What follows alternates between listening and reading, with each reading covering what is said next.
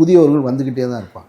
அது இருக்க தான் செய்யும். அதை எப்படி நீங்கள் தடுப்பீங்க? நீங்கள் ஆனால் மாற்றம் நிகழுமான்றதான் பிரச்சனை. எது மாற்றம்? அரசியல்ல எதுக்கு மாற்றம்? எதிலிருந்து எது மாற்றம்? இல்லை சார், ஏதாவது அவங்க வந்து ஒரு தாக்கத்தை ஏற்படுத்திடுவாங்களா? தாக்கத்தை எல்லாரும் ஏற்படுத்துவாங்க சார். தாக்கம் ஏற்படுத்தாமல் யாருமே இருக்க மாட்டாங்க. டி ராஜேந்தர் ஒரு மிகப்பெரிய தாக்கத்தை ஏற்படுத்தினார் திமுகவில். எம்ஜிஆர் வெளியே வரும்போது ஒரு தாக்கத்தை ஏற்படுத்தினார் திமுகவிலேருந்து பிரியும் போது.